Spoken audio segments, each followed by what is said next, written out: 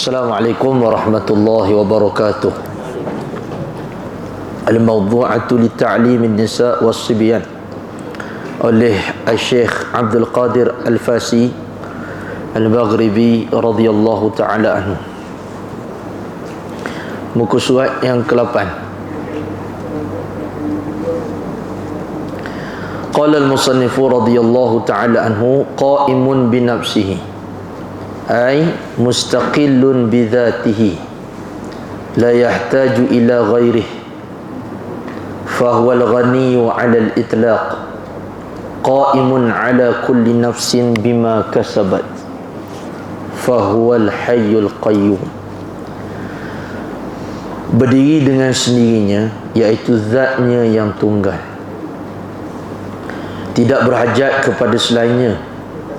Dialah yang maha kaya secara mutlak, yang meneliti pada segala jiwa yang ia usahakan. Dialah zat yang maha hidup dan yang berdiri dengan sendiri. Jadi salah satu daripada sifat yang wajib diketahui oleh setiap mukallaf, sifat yang wajib bagi Allah Subhanahu wa taala, iaitu sifat qiyamuhu ta'ala bi nafsihi, dengan makna diri Allah Subhanahu wa taala dengan sendiri, tiada berhajat kepada selainnya. Di dalam matan Sanusiyah disebutkan qiyamuhu ta'ala bi nafsi ay la yahtaju ila mukhassisin aw mahallin. Tiada berhajat oleh Allah itu, yakni tiada berhajat kepada pencipta dan tiada berhajat ia kepada tempat. Allah itu adalah zat, bukan sifat. Ada pun sifat dia menumpang pada zat. Jadi Tuhan itu bukan sifat tapi zat. Maka Allah Ta'ala itu zat yang bersifat dengan segala sifat-sifat kesempurnaan. Jadi dia bukan seperti arat yang menumpang. Contoh, keras pada dinding tu, keras pada kayu, keras pada meja ni. Tak nampak keras tu, tapi dia menumpang pada meja tu, dia menumpang pada kayu tu, dia menumpang pada batu tu. Itu menumpang namanya. Faham? Adapun Tuhan bukan sifat, dia adalah zat. Zat yang memiliki sifat-sifat kesempurnaan. Zat tu macam mana? Tak boleh cakap macam mana, kerana zat Allah Ta'ala ni qadim, bersalahan dengan segala yang baru, tak terjangkau, tak mampu akal kita nak mendapatkan hakikat zat. Sedangkan kita dengan diri kita ni pun tak capai pada pengertian hakikat yang sebenarnya, apatah lagi nak mencapai hakikat zat yang qadim, iaitu Allah Subhanahu wa taala. Jadi kaedahnya, apabila kita mengenal akan sifat-sifat kesempurnaan, nyatalah bahawasanya Allah Taala itu adalah zat yang maha sempurna. Jadi bila kita mengaji, belajar, kemuncaknya kita jahil dengan zat Tuhan, yakni kita tidak mampu untuk mengetahui hakikat zat. Lepas tu kaedah menyebutkan al-ajzu 'anil idraki idrakun. Lemah daripada mendapatkan sesuatu itu dikirakan pendapatan. Lemah daripada mengetahui hakikat zat Allah Ta'ala itu adalah sebenar-benarnya makrifat kepada dia.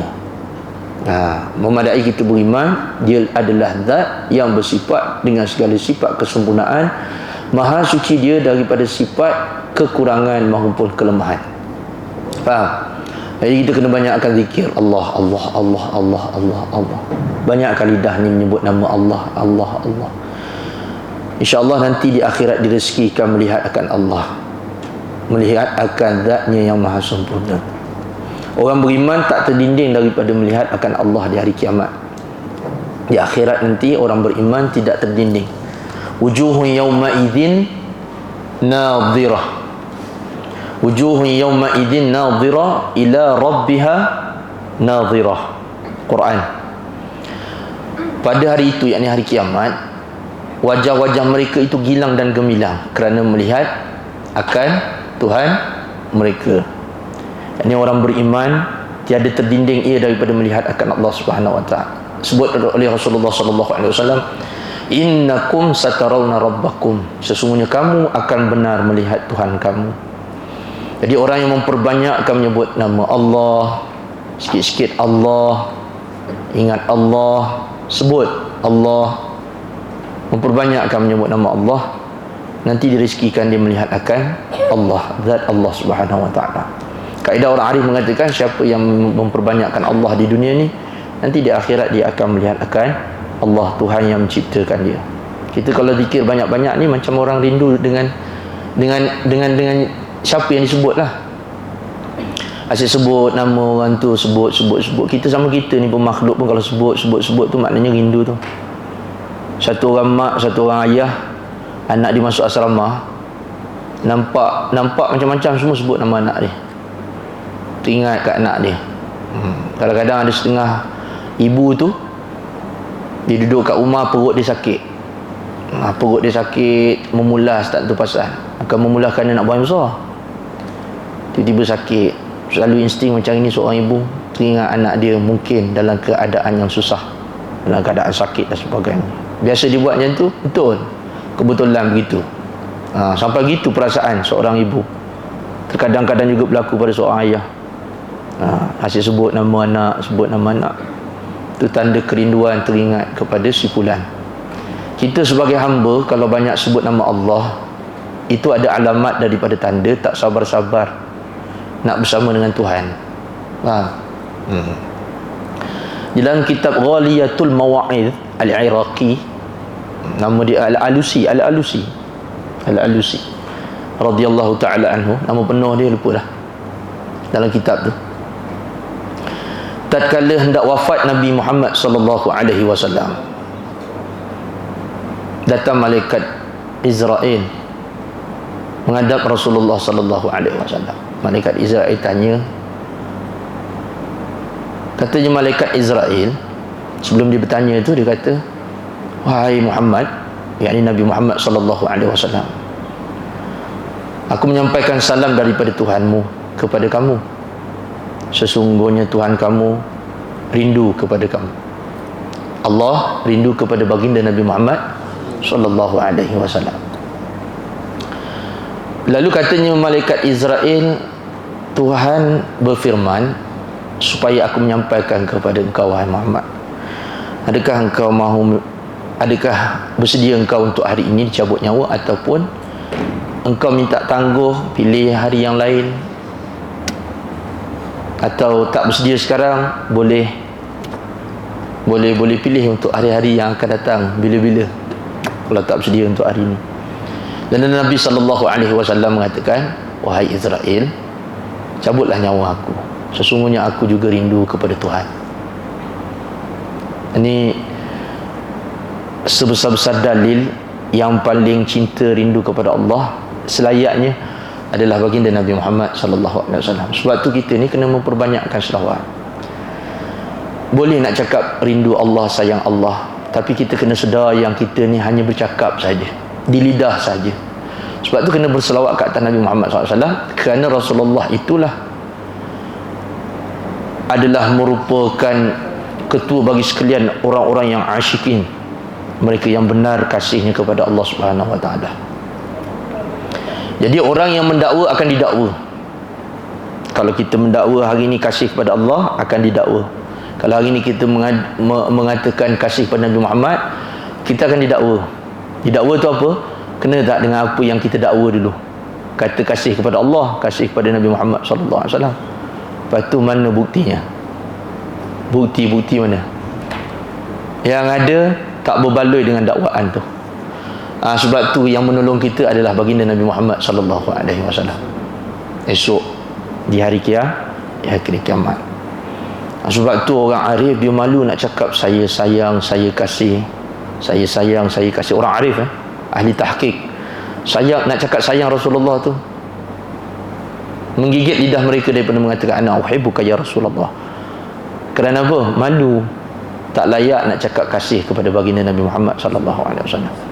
Kita siang malam pagi petang kadang-kadang berqasidah cakap kasih Rasulullah, kasih Rasulullah. Adakah kita menghayati sungguh perintahnya? Adakah kita menghayati sungguh sunnahnya? Adakah kita beramal dengan apa yang diajarkan dan kita beramal dengan sunnah-sunnah Rasulullah? Rasa bangga beramal dengan sunnah Rasulullah? Jawapannya ada sikit, tak banyak.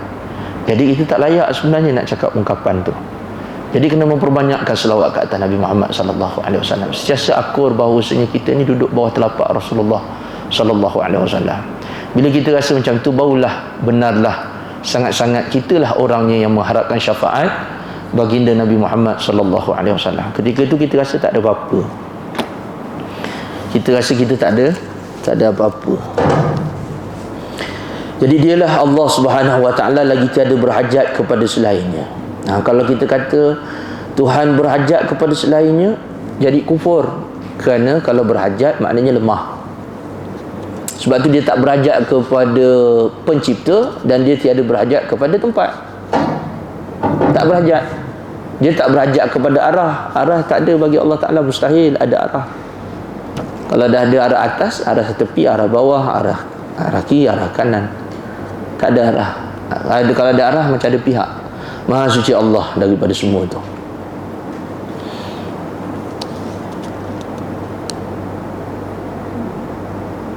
Kalau kita kata makhluk, ada makhluk yang tak berhajat kepada Allah pun kufur juga, kafir.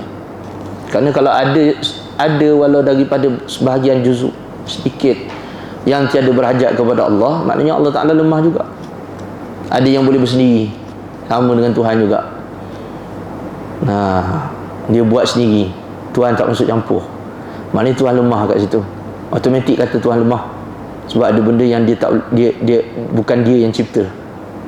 Ada benda yang dia tak berkuasa atas perkara tu, mustahil. Jadi yang kata Tuhan ni mesti ada dua sifat ketuhanan. Istighna, terkaya ia daripada yang lain. Satu lagi, berhajat yang lain kepada dia. Faham? Itu baru panggil Tuhan. Jadi yang didakwakan Tuhan oleh orang kafir itu tak betul. Kerana yang didakwanya itu bukan Tuhan. Kerana mereka itu semua adalah berhajat. Adalah yang sebenarnya Tuhan hanyalah Allah. Sebab tu pengakuan kita tu asyhadu an la ilaha illallah, aku ni saksi tidak ada Tuhan. Nak nafi, lain daripada Allah tak boleh dipanggil Tuhan. Lain daripada Allah tidak memiliki sifat ketuhanan. Yang ni menafikan lain daripada Allah tu ada sifat ketuhanan. Maknanya dia orang tu semua tak ada sifat ketuhanan, tak ada. Lain daripada Allah tak ada. Yang ada sabit ni Allah je. Allah je Tuhan, dia saja yang memiliki sifat ketuhanan. Menghidup, mematikan, mengada, mentiadakan, memberi mudarat, memberi manfaat, dia je. Ni kerja Tuhan. Faham?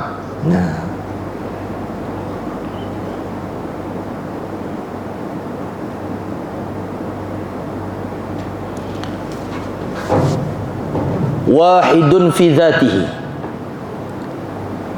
ghairu muta'addidin wala murakkabin min ajza'i. Dia Maha Esa pada zatnya, tidak berbilangan dan tidak bersusun daripada juzuk. Ibarat menafikan kam muttasil dan kam munfasil.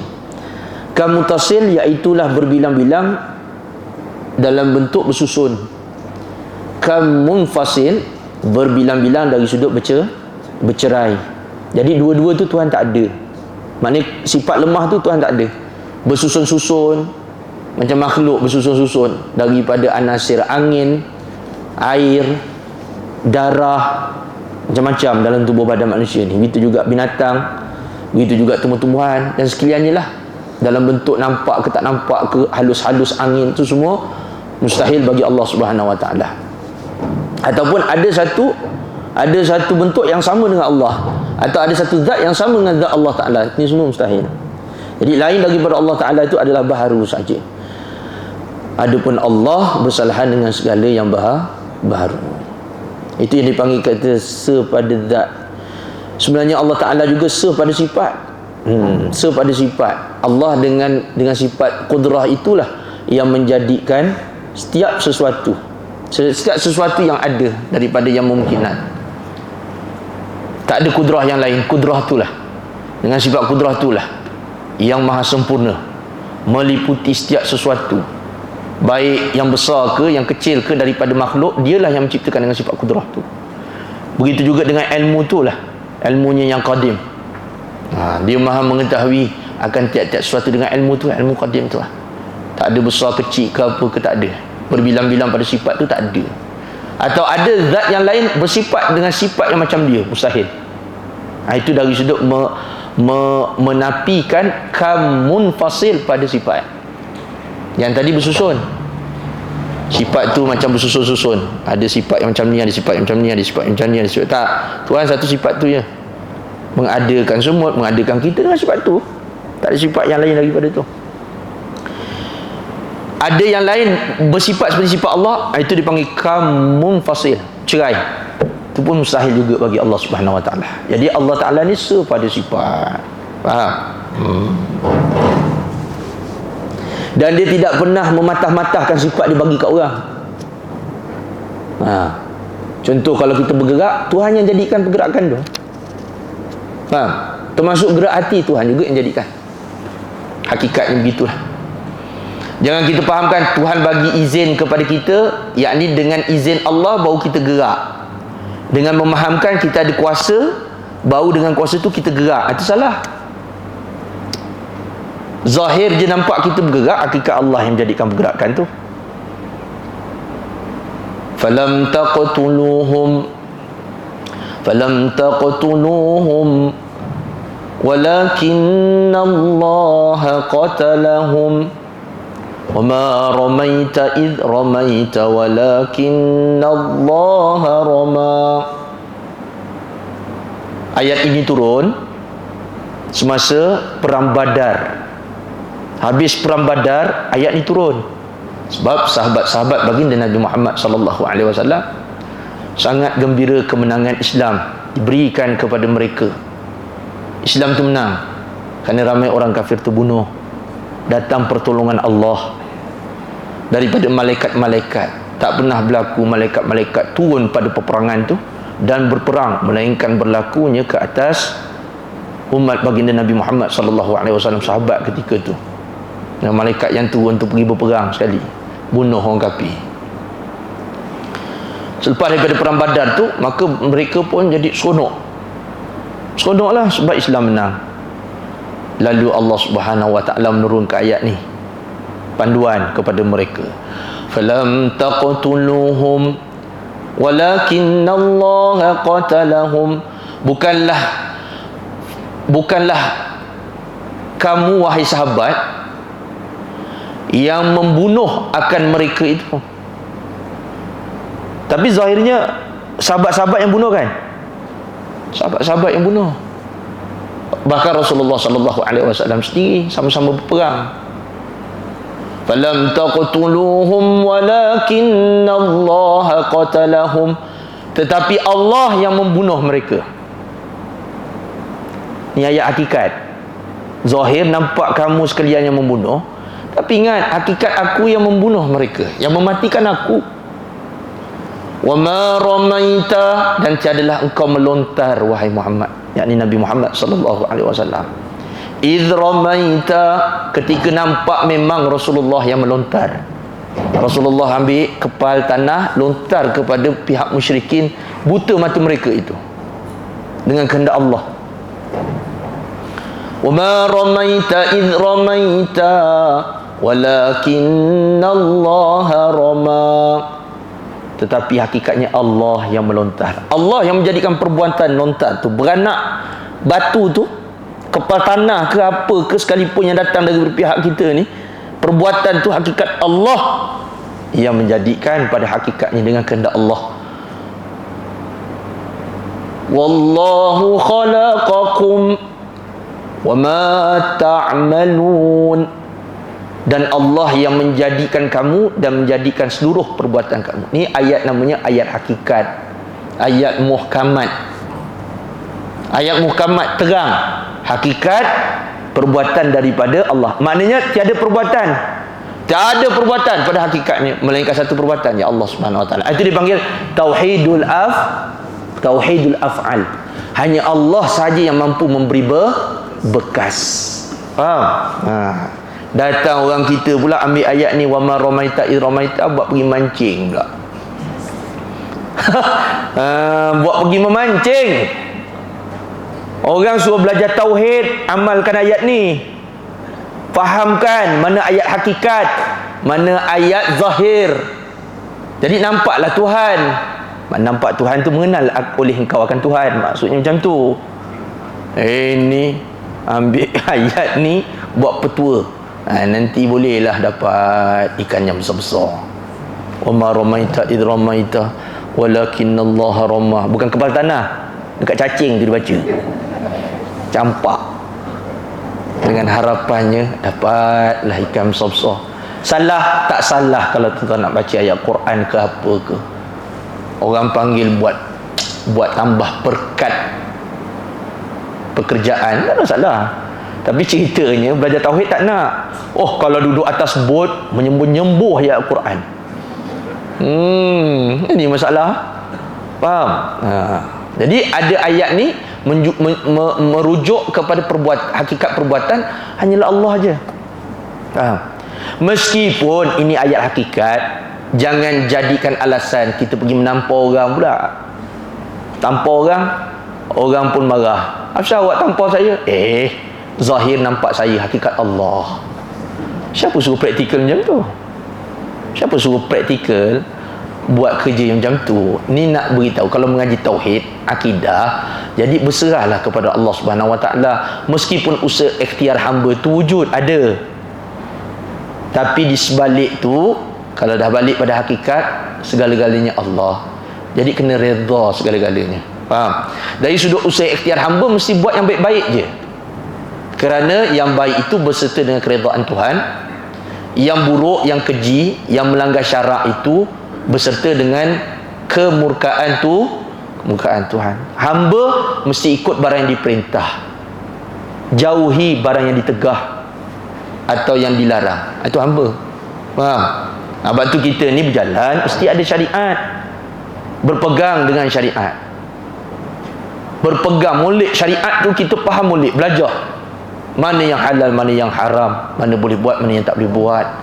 Kemudian doa kepada Allah, ya Allah, jadikanlah akan hamba-Mu ini daripada mereka yang memelihara syariat. Ingat, senang ke nak memelihara syariat? Bukan senang. Atau ustaz-ustaz sendiri pun kalau tak betul-betul langgar juga syariat tu, kalau bukanlah dengan limpah kurnia Tuhanmu. Ingat, senang ke nak pelihara syariat? Tak mudah. Memanglah yang zahir-zahir ni tak nampaklah ustaz tu minum arak, main judi, duk pergi kelab malam ke, memang tak nampak. Tapi tang lain tu bukannya orang nampak pun, mata dia liar tengok. Orang nampak kan? Ya tak? Nampak orang perempuan masuk masjid, bukan masuk kedai jual handphone. Orang perempuan masuk masjid pun dia nak tengok juga. Tapi orang bukan nampak. Kalau orang tu tengok dia pun, dia buat macam yang sebenarnya dia tengok perempuan tu. Yang perempuan pun gitu juga. Haram juga tengok lelaki. Kalau tak ada hajat, tak boleh tengok. Tak boleh juga. Faham? Pernah Sayyidina Abdullah ibn Maktum radhiyallahu ta'ala masuk jumpa Rasulullah sallallahu alaihi wasallam. Dan Rasulullah berpesan kepada Sayyidatina Aisyah, tundukkan pandangan kamu. Ya Rasulullah, dia kan buta. Ya, dia buta, tapi kamu celik. Faham? Jangan. Sama juga, tak boleh juga. Melainkan dengan hajatnya. Ada dalam kitab fiqh perbahasannya tu. Boleh tengok. Jadi, untuk duduk atau berpegang dengan syariat ni bukan perkara mudah. Melainkan dengan limpah kurnia Tuhanmu. Mungkin dekat sini nampak kita berkupiah dalam bilik. Macam-macam tengok kat handphone tu. Siapa tahu? Ada manusia tahu tak? Allah Maha mengetahui. Sebab tu kita minta pertolongan dengan Allah. Mudah-mudahan dalam keadaan kita beramai ke, bersendirian ke, sentiasalah kita memelihara akan batas-batas batas-batas agama yang dipanggil sebagai syariat agama. Sebab syariat kena ada. Syariat gandingannya batin, hakikat. Kena ada juga. Kalau tak, nanti hati keras. Hati keras. Kadang-kadang kita tak boleh nak terima takdir Allah Ta'ala. Sebab apa? Kita tak faham hakikat siapa yang menghendaki, siapa yang menentukan, siapa yang mentakdirkan, siapa yang berkuasa. Allah Ta'ala. Kalau tak stabil hakikat tu, habis kita, rosak juga. Tikaikan hukum Tuhan. Kalau kita ajak member kita ajaklah belajar, marilah belajar. Tak apalah, kawan ada urusan lagi, nanti bulan depan kau datang. Bulan depan pun gitu juga jawapannya. Ada je urusan. Adik kita pun marah kat dia pun neraka. Zahir tu memang nampak dia sentiasa memberi alasan, tapi begitulah takdir Allah tadi dia tu. Jadi kita mohon doa kepada Allah Subhanahu Wa Taala, kerana yang beri daya hakikatnya Allah Subhanahu Wa Taala. Kita ni pun gitu juga. Jangan ingat kita je dapat hidayah, kita je yang mudah, kita je yang bagus. Yang sebenarnya kurniaan Tuhan bagi kepada kamu. Kurniaan Tuhan. Boleh je Tuhan pilih kita duduk kat warung sekarang ni. Kalau dia kendak, kat warung kita sekarang ni. Tapi oleh kerana menghendaki kurniaan dia tu atas diri kita ni, syukurlah. Alhamdulillah, syukur dengan Allah. Entah macam mana tergerak pula hati kita nak datang kuliah ni. Alhamdulillah, itulah dia takdir dia. Itulah dia kehendak dia atas kita. Jadi kena syukur. Kalau kita pergi tempat baik, syukur. Kalau kita pergi tempat maksiat, taubat. Jangan pergi tempat maksiat. La haula wala quwata illa billah al-aliyyil azim. Astaghfirullah. Ngeri juga nak cakap-cakap benda macam ini ni. Sebab bila kita bercakap, orang dengar 2, 3, 4 perkara. Kita banyak perkara nak kena tengok. Faham? Berat juga nasihatkan orang. Diri sendiri lagi berhajat kepada nasihat sebenarnya. Faham? Habis kalau dah tak ada orang lain, terpaksa jugalah bercakap.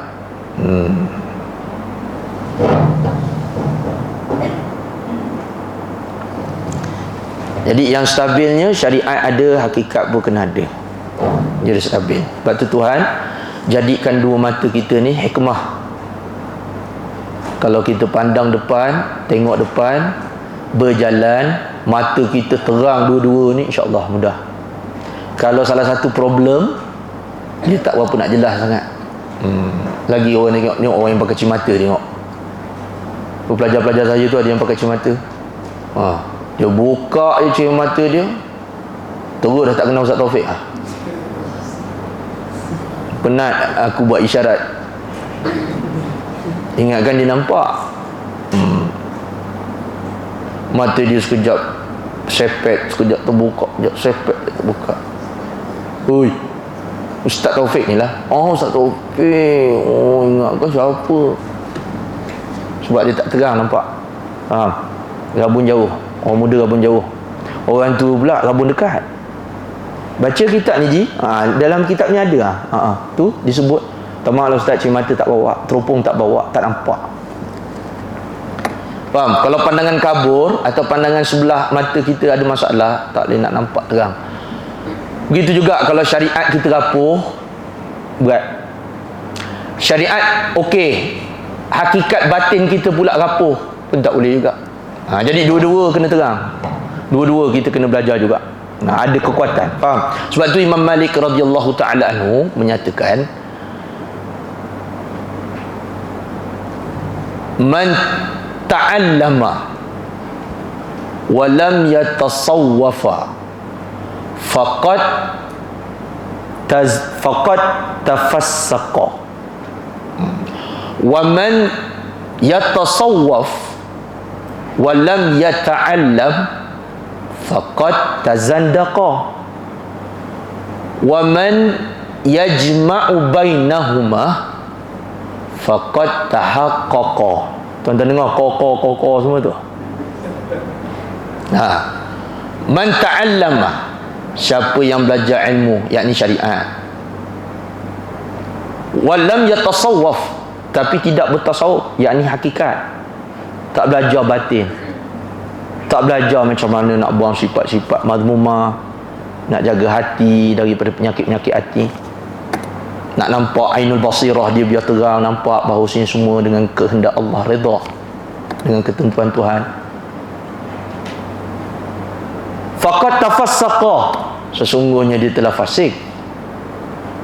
Siapa yang belajar ilmu syariat tapi tak belajar tasawuf hakikat, dia fasik. Sebab tu orang yang tinggalkan ilmu tasawuf fasik. Sebab tu nampak ada ilmu, sebut hadis kau main nak sahih je semua, tapi dalaman kabur, akhlak tak ada, hati keras. Wa man yatasawwaf, barang siapa pula yang bertasawuf, yakni belajar hakikat, memahami hakikat dengan baik. Walam yatasharra'u walam yata'allam, tapi tak belajar syariat. Syariat tak kuat. Kadang-kadang semayang, kadang-kadang tak. Semayang boleh lebih kurang je. Kadang hubungan syariat dengan orang, muamalah dengan orang pun longgar. Tak pandai nak meraihkan orang, tak pandai nak hormat orang. Keras, hati keras sebab tak ada ilmu, jahil, minal juhala, tak tahu hukum, sembrono je. Ni boleh lah, tak najis ni, jalan je. Padahal dia tak belajar apa itu najis, apa pembahagian najis, macam mana nak bersihkan najis, tak belajar. Syariatnya longgar. Tapi kalau cerita batin, macam dia lah wali. Tahu macam rahsia malakut, jabarut. Cerita dengan orang semua nak tinggi-tinggi, makrifat saja. Tapi syariat tak ada. Dia kata syariat tu kulit. Kita kulit-kulit ni tak main, isi. Ambilkan beluti, sabat dia punya belakang betis tu pun dia tahu kulit ke isi. Konon-kononnya dah main hakikat je lah. Orang-orang lain semua bawah, semua rendah, martabat rendah. Syariat rapuh, hakikat je lebih. Faqad tazandaqah, sesungguhnya dia zindik. Zahir nampak beriman, batinnya kufur. Sampai kata semayang ni niat je, tak payah buat semayang, rukuk sujud ni semua tak ada. Ini semua kulit je, kufur. Halal haram, haram bagi dia halal. Belasah ya. Ada jenis orang macam ni, bahaya. Tazandaq, zindiq. Wa man yajma'u bainahuma, barang siapa pula yang menghimpunkan antara syariat dan hakikat, belajar syariat, belajar hakikat, sempurna pada syariatnya, sempurna pada hakikatnya, faqad tahaqqaqa, maka inilah orang yang tahqiq. Ini orang yang selamat, orang yang benar. Lepas tu kita kena belajar. Jangan diperdaya dengan orang-orang yang mengambil kesempatan. Kadang-kadang ada yang keras sangat. Kadang-kadang ada yang cerita sampai meninggi tapi syariatnya rapuh, syariatnya terbagai. Jadi biar kita belajar syariat tu basic, mantapkan asasnya, kemudian belajarkan basic juga pada hakikatnya. InsyaAllah sempurna agama kita ni. Agama dan diri kita tu sempurna. Jadi kita ni stabil. Ni kalau dua-dua dah tak stabil, lagi hancur, lagi habis. Ya tak? Akidah ke mana, fiqah ke mana, tasawuf ke mana. Tapi bila dalam Facebook, semua orang nak bercakap dialah ahli majlis fatwa. Wahidun fi af'alihi munfaridu bil khalqi, munfaridun bil khalqi wal ibda'i, mustabiddun bil ijadi wal ikhtira'i, min ghairi muawanatin wala mu'alajatin wala mu'azaratin wala mu'azaratin. Esa Allah Ta'ala pada perbuatannya, seperti mana yang kita ulas tadi itu sedikit, cara ringkas tadi itu, se Allah Ta'ala pada perbuatan, yakni selain daripada Allah tidak boleh memberi bekas. Fa'il Allah je pada hakikat, silap pada hakikat. Sebab tu disebut dalam kitab Kifayatul Awam tu, barang siapa yang menyatakan macam ni, tidak ada satu perbuatan pun yang sama dengan perbuatan Allah, sesungguhnya perkataan ini masih lagi ada bau syirik lagi. Sebab apa? Dekat situ ada bau-bau kata ada juga makhluk ada perbuatan juga, cuma tak sama dengan Allah je. Habis macam mana nak sebut yang betulnya? Makhluk hakikat tiada perbuatan, yang ada perbuatan hanyalah Allah je dari sudut hakikat. Lain daripada Allah tiada perbuatan. Ini dari sudut hakikat. Faham? Sebab tu tatkala datang satu orang perempuan mengaku telah berzina, Nabi SAW buat macam ni.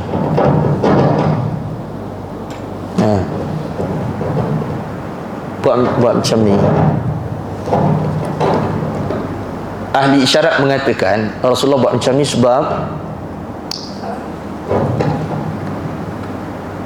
Memang zahirnya perempuan itu yang, tapi ketentuan siapa? Allah. Tapi dalam perkara ni keluar hukum bagi syariatnya, yakni syariat kita, syariat agama Islam. Perempuan yang berzina dah kahwin, gini hukum dia. Tapi di sebalik hikmah isyarat Rasulullah SAW, dalam masa yang sama Rasulullah pandang pada batinnya, hakikatnya. Siapa yang menentukan? Ya Allah. Macam gitulah. Kalau dah kata syariat langgar syariat, salah tetap salah. Kamu salah, siapa suruh kamu mencuri? Kamu dah tahu, kamu ada akal yang waras. Sebab tu akal yang waras itu menjadi syarat orang itu kalau nak dijatuhkan hukuman had. Akal waras kan? Kalau orang gila tak jatuh hukuman atas dia, gila, tak ada hukum taklif. Yang ni ada hukum taklif, akal waras. Ada niat sekali menyehaja, bukan kerana terpaksa atau hilang ingatan. Hilang ingatan terambil barang orang. Jarang hilang ingatan terambil barang orang. Yang biasa ambil barang orang ni orang ada ingatan. Siap boleh pilih lah tu. Handphone ke duit RM1, nampak sangat sengaja. Yang ambil handphone, duit RM1 tinggalkan. Menyehaja, maknanya ada usaha ikhtiar, sendiri buat, jatuh hukum curi. Ada saksi bagai, jatuhlah. Seperti mana disebutkan dalam kitab Jinayat. Tengok kat situ, kalau dah cukup syarat-syaratnya, akalnya waras lagi, balik apa semua, cukup syarat lah. Nak kata apa? Diri sendirilah salah. Satu orang nampak lampu isyarat warna merah daripada 200 meter jaraknya. 200 meter nampak tak warna merah? Lampu isyarat kalau straight itu, lampu isyarat kat depan, nampak tak? Kan nampak kan warna merah kan? Bagi pemandu ni, kita cerita orang yang memang belajar bahagian lalu lintas ni, tahulah merah tu berhenti. Satu dunia merah tu memang berhenti. Ada jumpa ke merah berjalan? Pergi kat luar negara, merah berjalan. Kau try jalan, pengek kat situ, merah berhenti. Hijau jalan, kuning bersedia. Ada hijau yang kelip-kelip, tu tengok keadaan. Kalau kosong, masuk. Ada juga hijau yang kelip-kelip tu, macam kat Singapura kan. Macam kat Singapura tu saya naik kereta, hijau kelip-kelip, kereta lalu tapi hijau kelip-kelip. Oh, rupanya dia beritahu hijau kelip-kelip tu kau tengok. Kalau kereta tak ada, kau masuk. Sebab tu dia kelip-kelip. Kalau hijau diam je tu, itu hijau jalan semua. Faham? Kalau kau lalu juga, ada dah nampak jelas kereta tu ada, dah kelip-kelip macam gitu, lalu juga engkau lepas tu yang berkelip-kelip. Mata kau berkelip-kelip, kena langgar. Sebab tak tahu undang-undang. Ini merah, dah memang tentu kena berhenti. Tapi press juga minyak. Tu makin press minyak tu, dah merah. Bukan kuning, merah. Tapi oleh kerana sempang 4 tadi tu tak ada kereta, macam kita tadi lah naik van tu tadi tu kan, penasihat kat sebelah, orang yang tengah ambil gambar ni penasihat, yang tukang bawa baju hitam ni lah. Member pula kat belakang tengah berzikir, tak boleh nak bercakap. Penasihat pun kata jalan je. Dia tak tahu kalau apa-apa berlaku 5, 6, 7 orang kat belakang ni. Dia pun bukannya makin break, makin press. Itu kalau kena tangkap kat depan tu lah kata. Siapa agak yang salah? Polis trafik. Nak cakap polis trafik salah? Ji, biasa kalau pakai sokok haji macam ni panggil Ji. Ji, amboi Ji cepat nak ke syurga. Lampu tadi warna apa tu Ji? Rabun ke? Nak kata rabun tak kecil mata. Kadang-kadang kan macam tu kan, polis gurau-gurau. Lampu warna apa tadi tu? Merah. Nampak merah? Nampak. Betul ke merah? Betul merah lampu isyarat bukan merah bunga raya ke apa ke. Merah lampu isyarat. Bukan bendera parti pun, memang merah lampu isyarat, tahu. Jadi merah tu apa berhenti. Nampak jalan tadi terus je. Saya salah. Kena saman tak? Layak tak kena saman? Saman. Kita usaha hamba gitu jugalah, kasap. Kalau menyehaja sedang akalnya waras, salah kita. Kita ada syariat, ukurannya, timbangnya syariat tu. Kalau engkau hamba ikut syariat, ada benda boleh buat, ada benda tak boleh buat, kena ikut tu. Ada hukum taklif, ada benda boleh buat, ada benda tak boleh buat. Jangan buat benda yang dilarang, buat benda yang boleh. Jadi kita yang salah tu. Dari sudut syariat gitulah timbangnya. Tapi kalau selak hakikat, kehendak siapa itu Allah. Adakah kita boleh menyalahkan Allah? Tak boleh. Sebab tidak ada sesuatu pun yang tiada sesuatu pun di dalam urusan dunia maupun akhirat yang bukan daripada Allah. Hak Allah, urusan Allah, semua Allah belaka. Jadi semua milik Allah lah. Boleh kita menyalahkan kepada pemilik? Siapa yang nak menyalahkan kepada pemilik? Faham?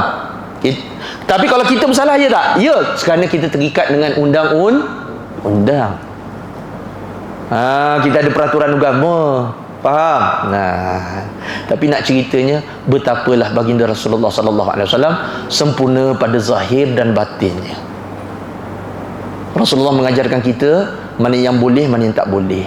Wa ma atakumur rasulu fakhudhuh wa ma nahakum anhu fantahu.